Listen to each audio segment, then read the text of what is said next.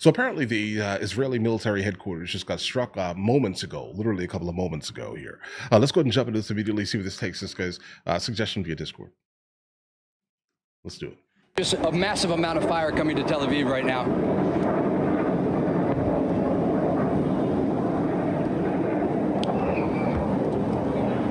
Yaniv, get ready to pull it off the stick. Get off the sticks. All right, let's go. Time to go.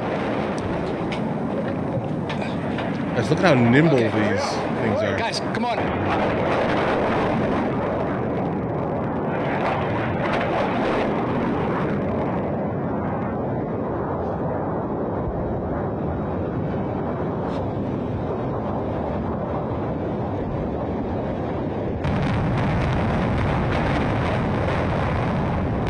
Wow, dude.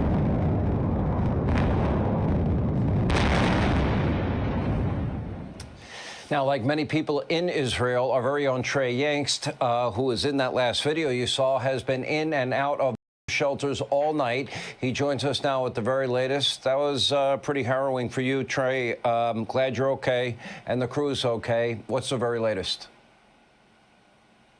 Yeah, Sean, thank you. It's been an intense evening here in Israel. The Iranians launching around 150 ballistic missiles into this country in 3 separate waves. That video that you saw there was the first wave. The other waves caused a lot of damage to locations not only here in Tel Aviv, but also in the suburbs. We visited 3 different sites where missile impacts happened or fragments damaged or destroyed buildings.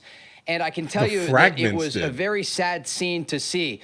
The first location that we got to in a very populated neighborhood of Tel Aviv, they were taking women and out of this building. You could just see the fear in the eyes of these kids. They didn't know what was going on. They just heard the explosion as their parents were waiting with them in shelters. A lot of damage there. But then we made it to a second site when we were live on Special Report talking with Brett as another missile took place.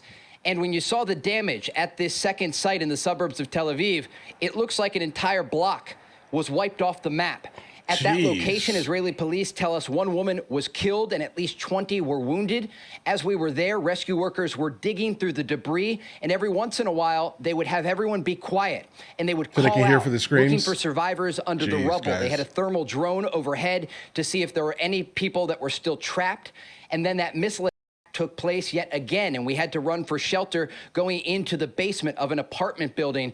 And then there were explosions outside so strong they were shaking the street. This is what the Israeli people have been dealing with tonight as the Iranians are directly targeting both military and civilian facilities in this country, sending nearly the entirety of Israel into shelters. And Sean, tonight we are getting reports out of Iran about explosions just east of the Iranian capital of Tehran, an indication the Israelis are once again striking back against the regime, of course they are. Targeting facilities just outside of the Iranian capital.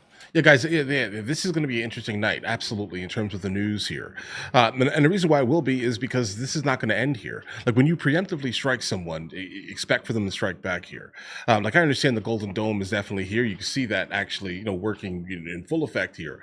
But understand here, guys, Iran specifically has a gigantic stockpile of missiles. I mean, a crazy stockpile of them. They don't do their own.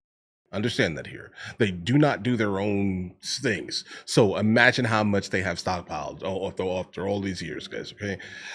The dome itself is definitely going to function because it has been functioning. But the only thing I think that's going to kind of mess things up for them is that if Iran basically decides to lob, 1,000 at one time, the dome is not going to be able to handle that.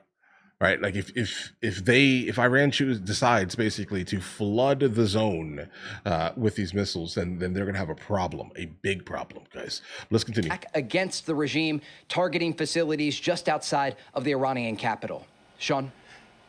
Trey, one thing that Israel understood the risk. Israel also understood the risk of a nuclear-armed Iran.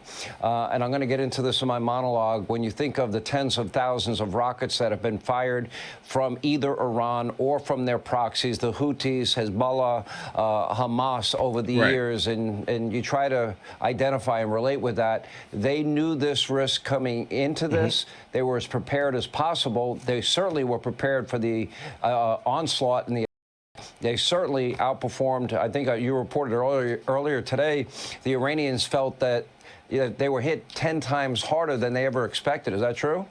Oh, yeah.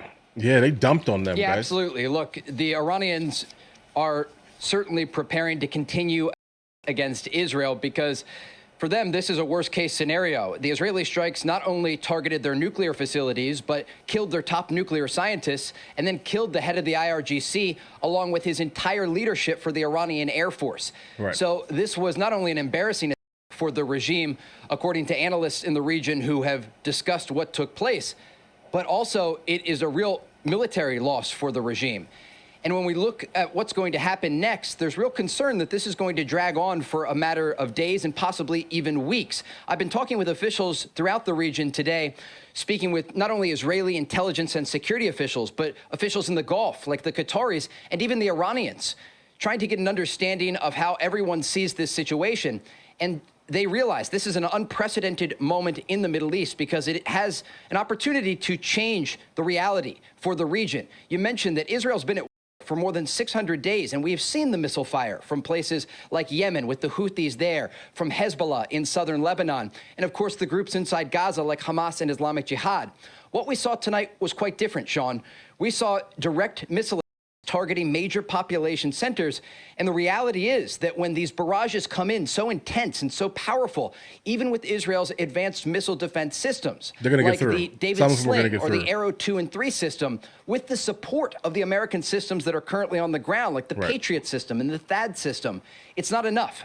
And that's the No. big question moving forward, as the Iranians will continue to target major population centers in Israel, is how the Israelis will be able to keep up with this incoming fire while they're still going on the offensive. As we know tonight, striking targets just outside of the Iranian capital. A lot of moving parts here, and the region is bracing for very tense days ahead. Sean? And clearly the Israelis were preparing for that. Among the long list of targets that they have had in Iran include their long-range missile sites, which the Iranians had been building up, probably in anticipation of the nuclear sites being that then being their plan B to try and overwhelm their missile defense system.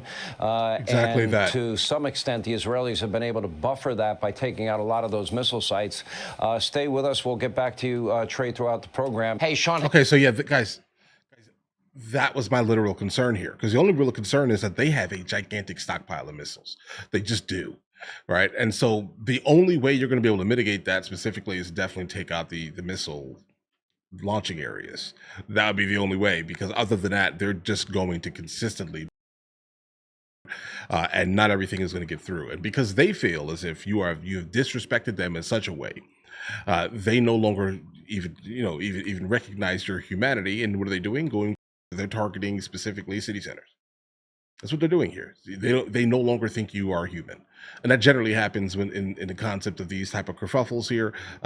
They just do, right? Unfortunately, you have to dehumanize your enemy for the most part in order for you to feel as if it's okay to completely obliterate. That's it's kerfuffles 101 here, guys. I definitely hope that we absolutely, in fact, do not get dragged into this, but it definitely looks like the more that this goes on here, and the fact that we are definitely here heavily, partaking in some other countries, kerfuffle.